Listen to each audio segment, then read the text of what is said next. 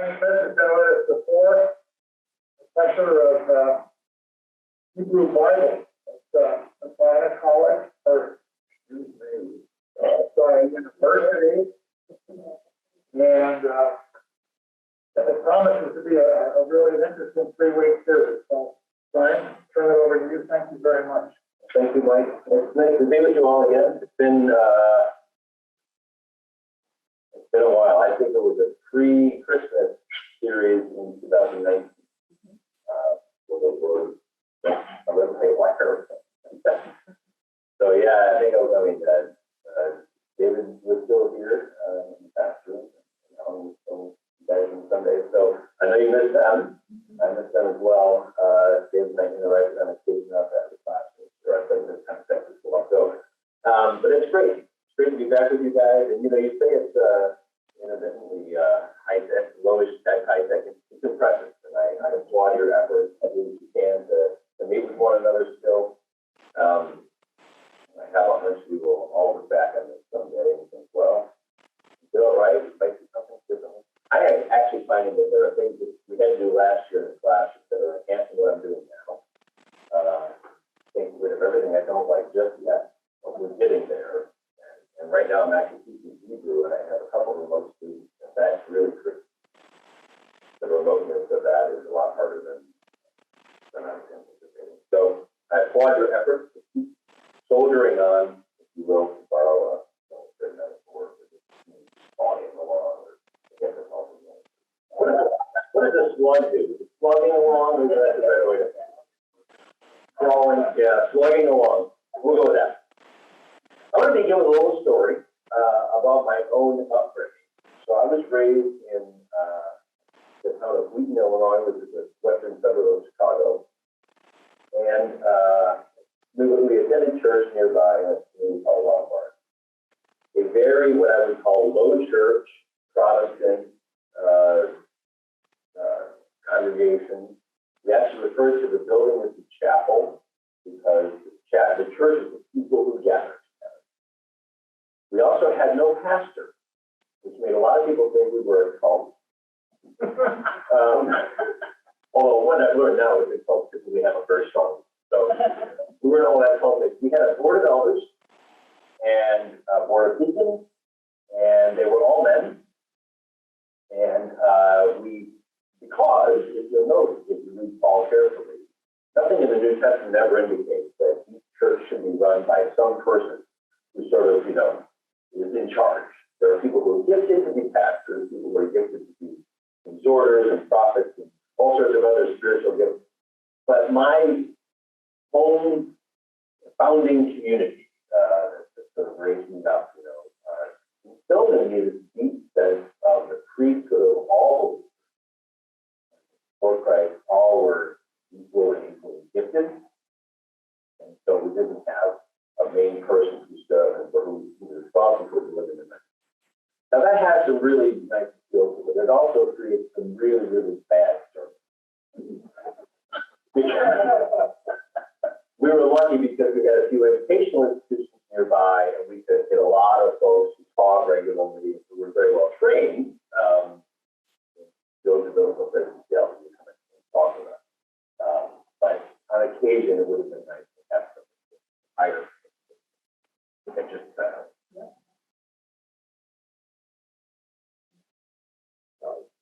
this is the new one back up. So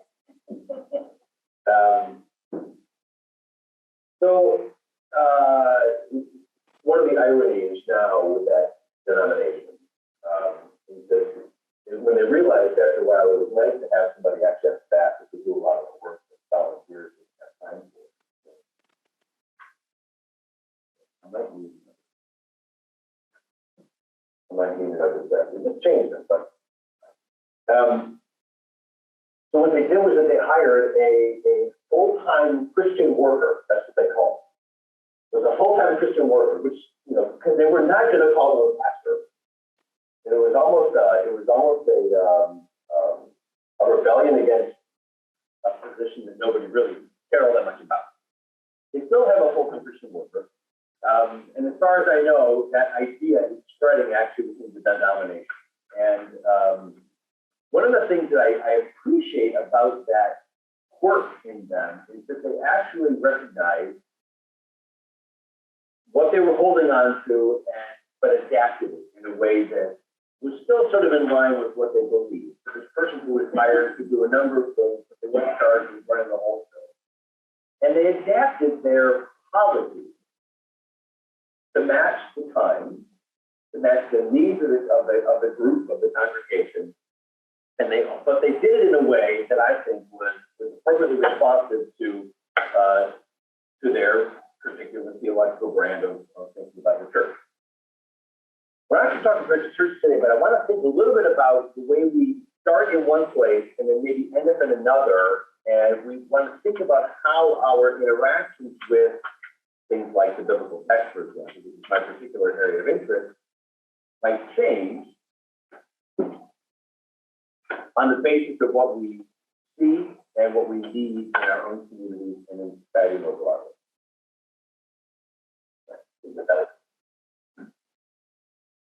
So, one of the hallmarks of my early upbringing was a lot of attention to the Bible. Memorized a lot of it. I was first also went to evening part of the Water Club. And one of the stories that we were told over and over again was the story of Jonah. Now, does anybody remember flannel graph? Is that something you're familiar with? Yep. So, and we had a big sheet of felt that hung on the back of the piano. And the flannel graph things would hang on the back of that piano. And of course, the Jonah story had a big fish. It was a whale, actually, in the picture that I had. And over time, as I remembered back to my childhood and that image of those images of Jonah, so I realized that my picture of Jonah when he was inside that whale might not have been from the back of the piano. So does anybody remember a cartoon wherein a small boy was inside a whale, sitting sort of on a soft, gushy ground, the ribs of the whale forming the sort of space on, with a little fire warming and stuff? What a whale of a time. It did. What was that? Anybody know what that picture was from? It's the Pinocchio story. I conflated these two things in my head. That's not really the point. The point is that when I think back to what I learned about Jonah back then, it was not precisely what I see when I look at Jonah now. And so I'm interested in thinking about what sorts of things interested me then and what I was being given then by my community. And now how I want to think about that in light of where I am in life and the kinds of things that I am interested in now. So before we actually read the book, I want us to think individually, just for a few moments, about your own sort of self and where you are right now. You're not where you were when you were a little kid, but where are you right now? What kinds of things kind of define you? How do you think of yourself in relationship to others, in relationship to the church, in relationship to your broader community, perhaps your work? So what roles do you play in your community? So think of three. Just quietly right now, take about 20 or 30 seconds and think of three things, roles or identities that you carry around that you sort of think are central identifiers of who you are. There might be things that other people would say about you, but I'm more interested in how you sort of think of yourself. So just take a few seconds to do that. Jot them down if you want. I won't ask you to repeat them. They're just yours. This is one of those things for one to wallet, watch, keys, and then 20 minutes later ask you what those three are. I'm not going to do that. Okay?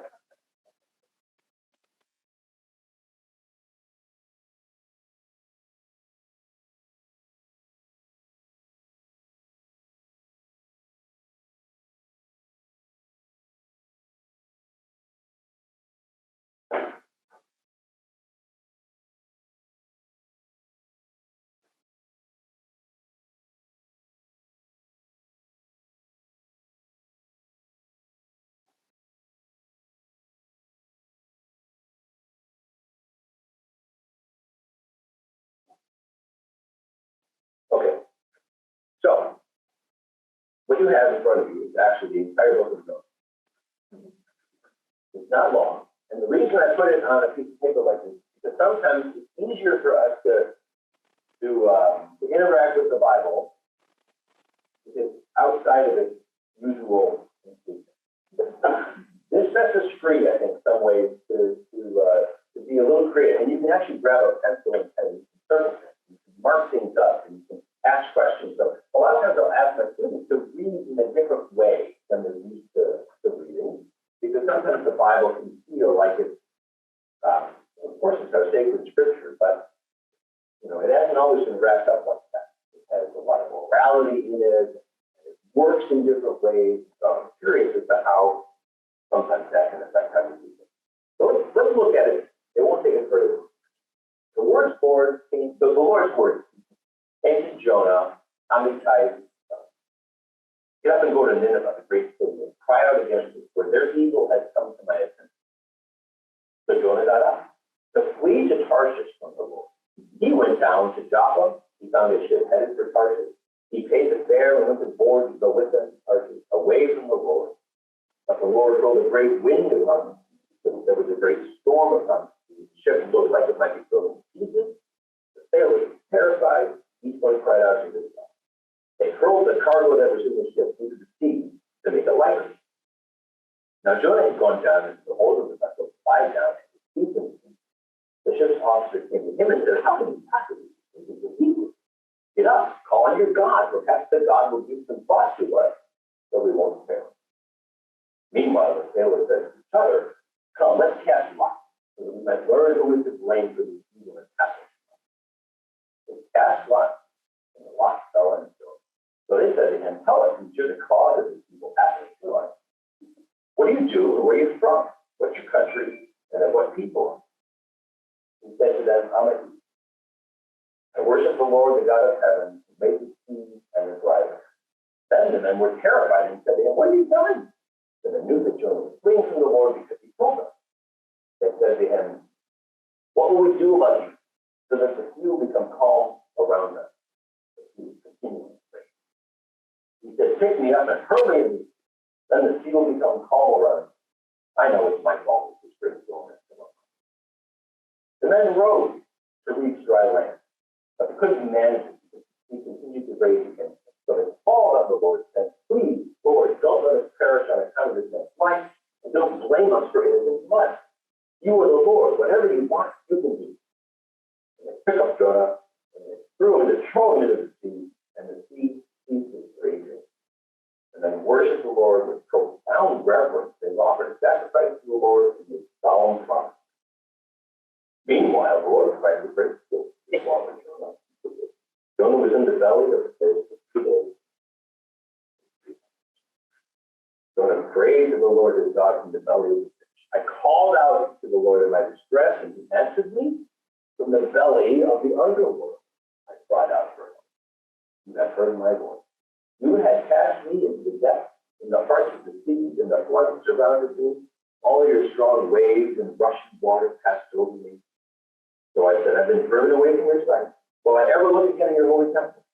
Waters have grasped me to the point of death. The deep surrounds me. Seas wrapped around my head at the base of the thunders mountains.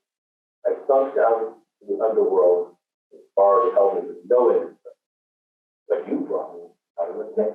When my endurance was weakening, I remembered the Lord, and my prayer came to you through your holy temple. Those deceived by worthless things lose their chance. But me, I will offer a sacrifice to you with the voice of thanks. That which I have promised, I will repay. Deliverance belongs to the Lord. Then the Lord spoke to the fish, and it vomited joy unto the dry land. The Lord's word came to Jonah the second time. Get up and put an end to that great city, and declare it against the proclamation of man's commandment. And Jonah got up and went to Nineveh according to the Lord's word. And Nineveh was indeed an enormous city, 3 days walk across. Jonah started into the city, walking 1 day, and he cried out, just 40 days more, and Nineveh will be overthrown. And the people of Nineveh believed God. They proclaimed a fast, and they put on mourning clothes, and the greatest event of the week began. When word of it reached King Nineveh, got up from his throne, stripped himself of his robe, covered himself with mourning clothes, and sat on ashes. Then he announced in Nineveh, by decree of the king and his officials, neither human nor animal, cattle nor flock will taste anything. No grazing, no drinking water. Let humans and animals alike put on mourning clothes, and let them call upon God forcefully. Let all persons stop their evil behavior and the violence that's under their control. He thought, well, maybe God will see this and turn from his wrath, that we might not perish. God saw what they were doing, that they ceased their evil behavior, so God stopped planning to destroy them. Didn't do it. But Jonah thought this was totally wrong, and he became angry. He prayed to the Lord, come on, Lord, wasn't this precisely my point when I was back in my own land? This is why I fled this target. We know that you are a merciful and compassionate God, very patient, full of faithful love, and willing not to destroy. At this point, Lord, you may as well take my life from me, because it would be better for me to be alive than to die than to live. And the Lord responded, is your anger a good thing? But Jonah went out from the city and sat down peacefully. There he made himself a hut and sat under it in the shade overnight. Then the Lord God provided a shrub, and he grew up over Jonah, providing shade for his head and saving him from his misery. Jonah was very happy about the shrub. But God provided a worm the next day at dawn, and it attacked the shrub so that it died. And as the sun rose, God provided a dry east wind, and the sun beat down into his head so that he begged that he might die, saying, it's better for me to die than to live. God said to Jonah, is your anger about the shrub a good thing? And Jonah said, yes, my anger is good, even to the point of death. The Lord said, you pity the shrub for which it didn't work and it didn't graze, it grew in the night and perished in the night. Yet for my part, can't I pity Nineveh, that great city? There are more than 120,000 people. I can't tell their right hand from their left. And also many animals.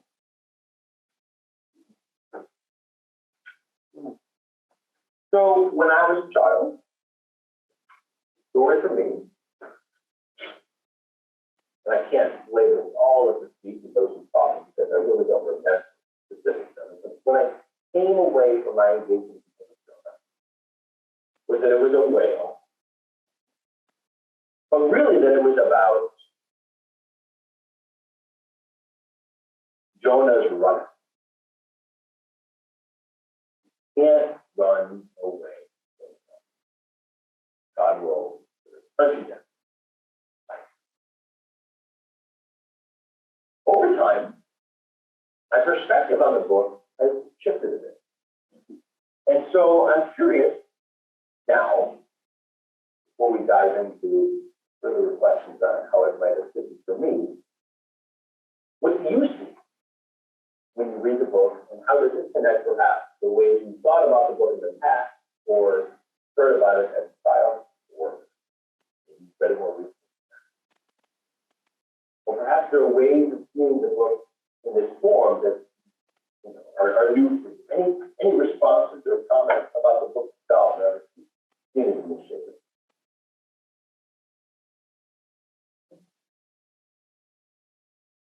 Yes. Like you, my first hearing the story, it was oral.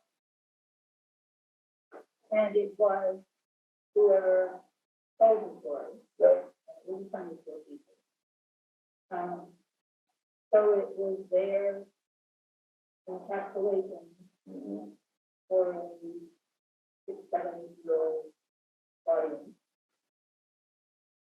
So all I really remember are the first two books. Born in Sea, Water Whale, popped up, and the fact that this man didn't want to do what God asked him. Right. And real conflict. Right. You can't run from God. And of course, Eli will probably tell you, every Christian educator is looking for a story with him. Right? So this is a great choice for kids. I mean, it's a horrible story, but it's a really, you know, at least the kids can appreciate it. And nobody dies, right?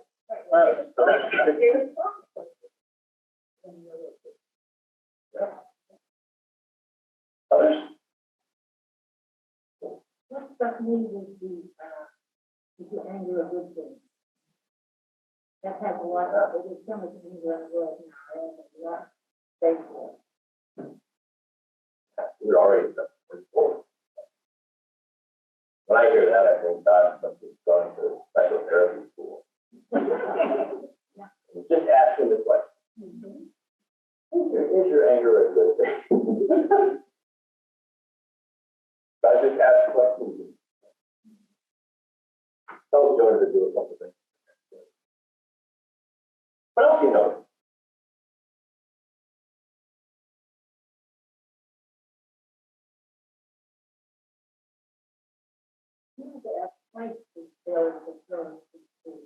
Yeah, there's a lot of interesting sort of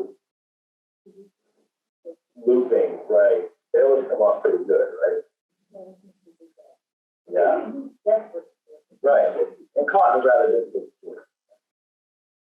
Wait, are you kidding me? You did it?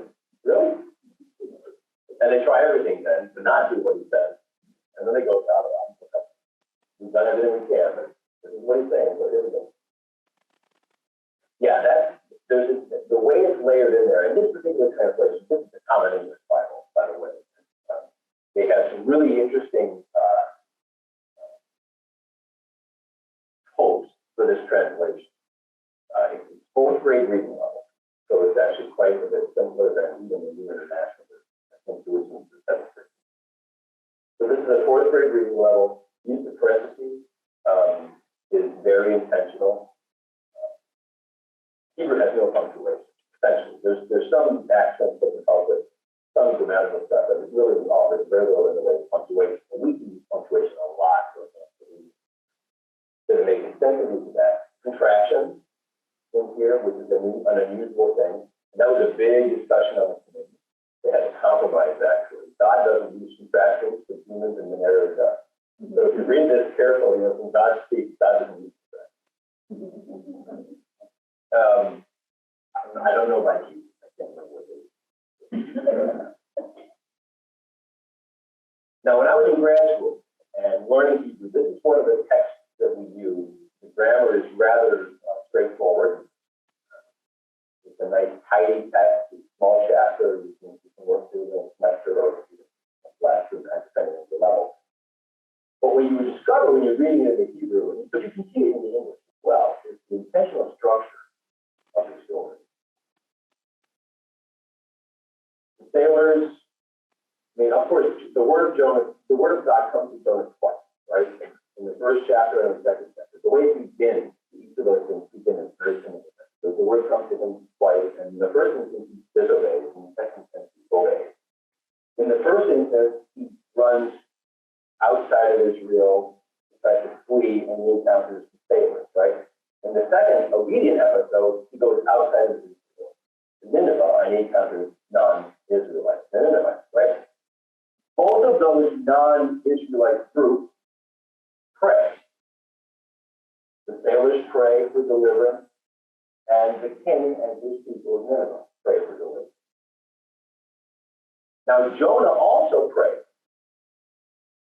But in chapter 2, he's uttering this prayer for deliverance, or it's kind of a combination of praise and prayer, because he feels that he's been delivered from drowning, and yet he's still in a midway point, you know, kind of stuck in an airport. Halfway home, he's thanking God for what has been, but he's also looking forward to maybe getting out of the fish. And so he you know, this verse 9, you know, but with me, I will offer a sacrifice of praise, of words of thanks. That which I promised I will repay. He's actually kind of still making a little deal with God. Get me out of here and I'll obey.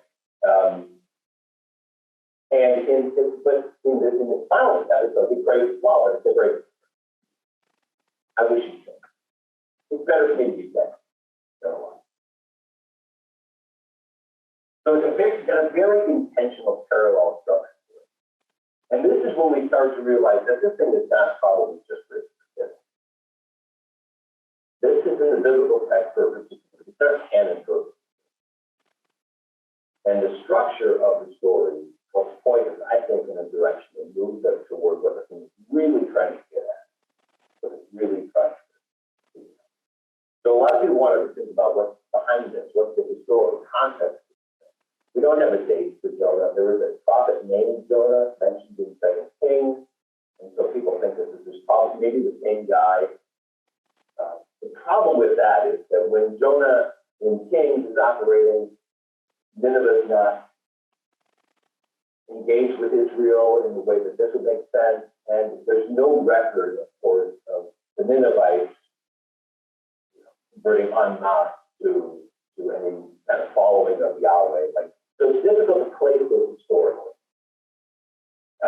Which leads most scholars then to ask the question, well, if you can't place it historically by the historical details, what can we do with the message of the text? Is there a way for us to think about what the text is grappling with and use that as a way to figure out where these stories might have come from?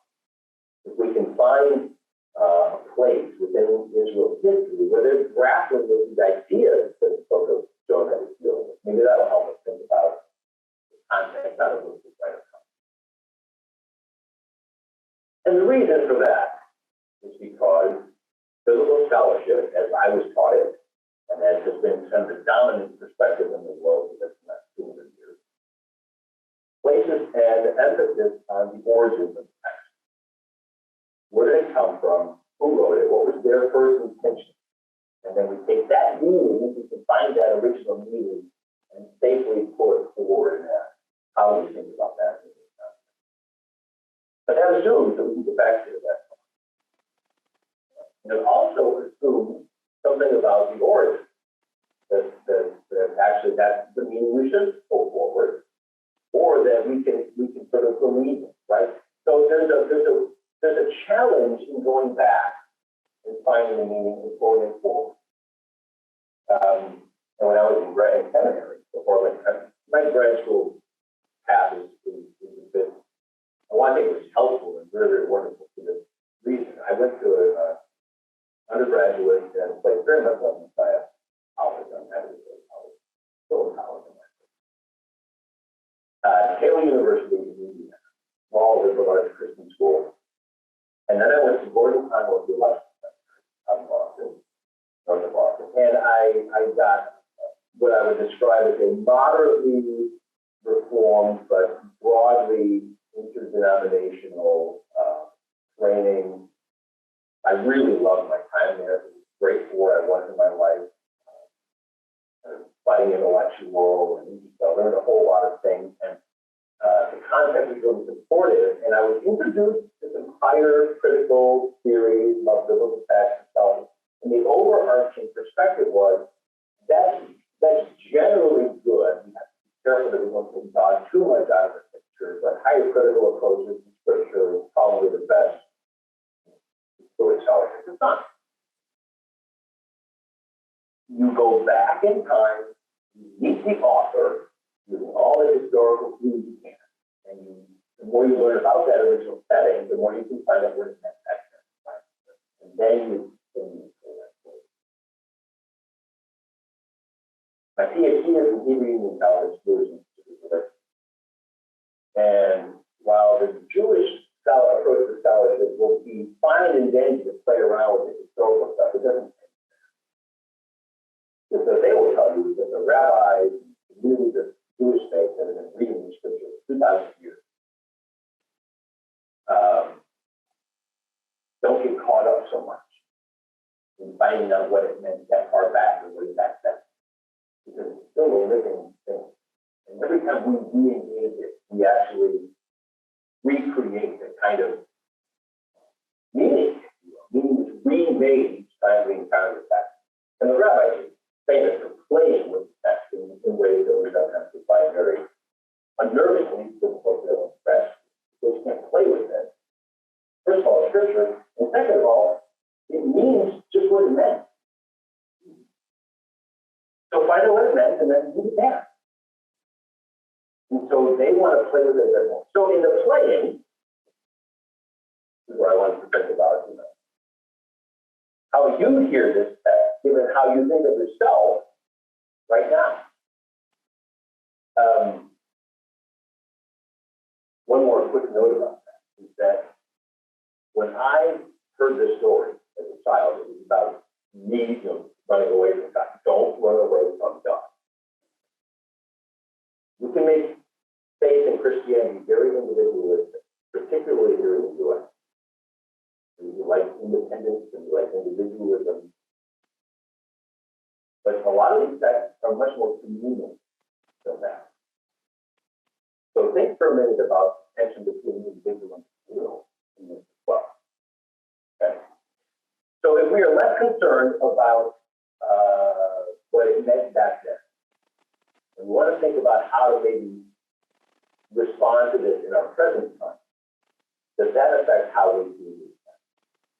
Or, asked a completely different way, what's the story really about if it's not about running away or not running away from God? It's not so much about Jonah and him running away from God. What actually might it be?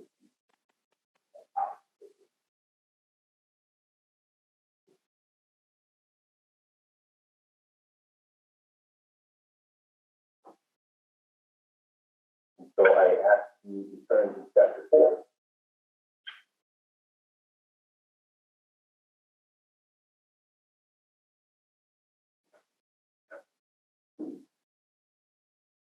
Verse 2.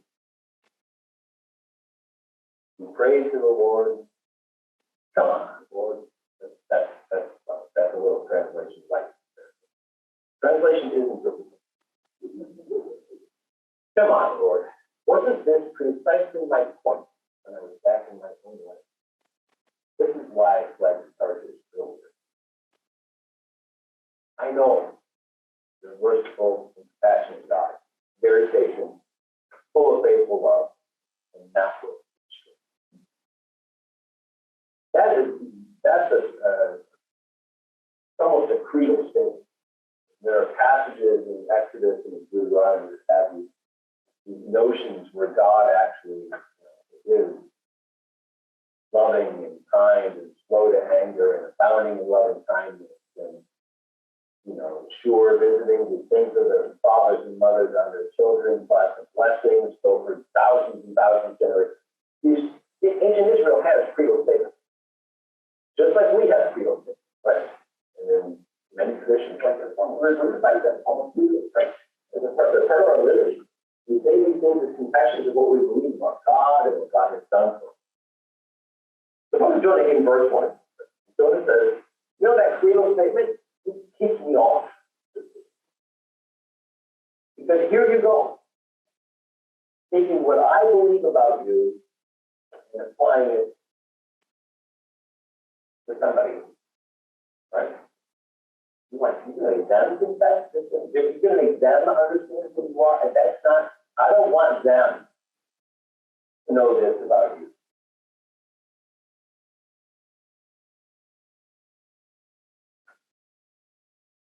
And that moves it from the individual into the because it's much more about us and them than it is about me and God. So now, I'd love to get out of that. Think about what you put down in terms of who you are. And you may relate specifically or may not. Roles you play. Do they connect it all with the ideas in the story? Do they give you a window in?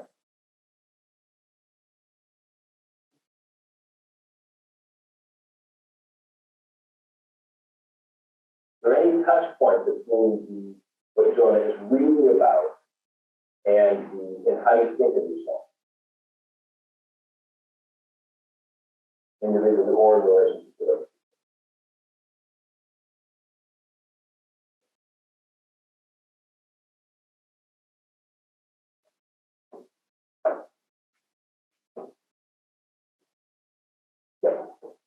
Well, it sounds like the answer that you're looking for is yes. Well, it may not be with all of us, but I'm curious. But I'll tell you, as we always reflect on the three of our characteristics, one of the characteristics I have actually leads me a little different way in that I'm a detail-oriented person. So I'm kind of getting lost in the detail. I mean, the first verse is clear. He's told to go to Nineveh and report on evil doings and so forth. But then he starts off and he gets in the ship and he's on this rocky road. And I'm getting lost in the details because they want to cast lots. I don't even know what lots are. Yeah. But they want to cast lots. Whose blame is it? So it takes away the collective look at it to an individual look. Okay, it's one of you guys is responsible for this rocky relationship. Who is it? And somebody sticks their hands up and says, well, it's me, go ahead and throw me into the water, and gets swallowed by a fish. The other part of the detail that affects me is the idea of sacrifice and how we relate that to today. So, although I'm not answering your question, the way I thought you were looking for, I'm explaining based on what you told us to do, how I'm relating it to the story. And that's what's great about this. It does show you can't completely lose the historical. Right? The more you understand what's happening, the better sense of what it's all about. Lots of this, we say that it's really nice, it's really strong to figure out that they believe that that's one of the ways God uses. Sometimes that's my students. They took the point to figure out where they were. And of course, none of them would do that. Would you draw straws to determine which person would date? No. But in the ancient world, no. I prayed about it, I meditated. In the ancient world, you know, they cast lots all the time. In fact, they did it they do it in order, and God plays along with it. You get away from it a little bit in the New Testament, but you know how they were placed in it? They whittle it down to the top two candidates, and then they do just draw. They let God pick. Of course not, right? The same thing with the sacrifice. I feel like, you know, you're treating God like a vending machine. Like thinking over here and thinking, I was going to call it forward. So there is a different kind of, you might say, worldview or notion about how God operates. But that's important because it plays into a communal perspective on how God functions. And the individualness of Jonah, the attraction, is really about a much bigger question that Israel is trying to grapple. How do we interact with other cultures? How do we think about our chosen as Israelites, God's chosen favored by God in connection with other people? We believe this about God. But what do we do when we see God behaving in ways toward others that we don't like? Whether they ever did this whole Nineveh thing or not, the very fact that God would ask Jonah to do that. Really? I think the story is about he's mad because God's helping these heathens over here, right? He's going through all this, but God is helping these people. Yeah, right. And however we think about that question contemporarily, it's not a new question. So, you know, I wrote down here, male, professor, father. If I went on, I would probably say American, raised in a Christian home, in a pretty exclusive Christian home. But I do have on occasion, I have students who are not Christians, who are either struggling with faith of all kinds, or they identify as Jewish, or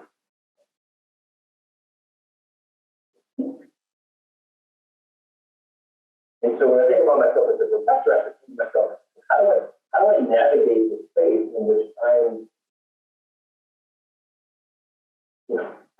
I'm not really a chosen one because I'm a Christian, but Christians like to sort of assume the place of Israel sometimes. how has my chosenness? Oh, so how has my chosenness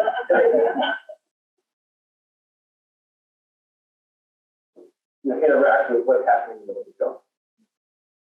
So there the text takes out a fun because we can actually find that question that is amazing graphic. And we think this private is something that's supposed to do. And we're trying to do what happened. God kicked us out. We were the chosen people and we lost the land. The promise that Abraham got and God was that we either blew it or God overreacted or something, but we lost it. And now we're trying to put it back together in the post-exilic period. And we have to figure out how to think of ourselves as chosen. If we think that we believe of God, it's something great when it's just us and God, but now we have to figure out with a population of very different entities. The relationship with other people is very different. When they came back from exile, Israel was a complete mixed bag in terms of ethnicity, nationality, and they had to try and figure out whether they played the purity game or whether they navigated in a different way. And that speaks volumes to the temporary situation we're in right now. How do we think about ourselves in relation to other people, into the what God would imagine for them? So it's helpful, I think, to actually consider how do we begin, what's our starting point for approaching this text, how do we see ourselves over against the text? And then there we allow ourselves to identify, maybe not with Judah or Jonah in the sense that he would run away from God, but can we identify with Jonah in the sense that we don't like it? God treats people we don't think deserve God as fairly as we want our, favorably as we want God. And if we need to do that individually, it's actually harder as it's a communal document that is trying to identify or help a group of people grapple with it. I think the sort of root is like the same. You mentioned a specific period in history. Yeah. Can you repeat that and tell us what time that was? Yeah, so most scholarship based on the theme of this stuff, at what point in Israel's life is she thinking about her relationship with other cultures, vis-a-vis God's chosenness of her? It makes most sense that they would be grappling with that after the exile. So if the exile happened when, according to the biblical arc of the biblical theological arc, God uses Syria and Babylon to punish Israel and Judah for her disobedience. So the northern kingdom started away by the Assyrians, and they disappeared. Those are 10 lost tribes. They never returned. And Judah remained for another 200 years, 120 or 30 years, and then in 589 and 586, they're taken into exile in Babylon.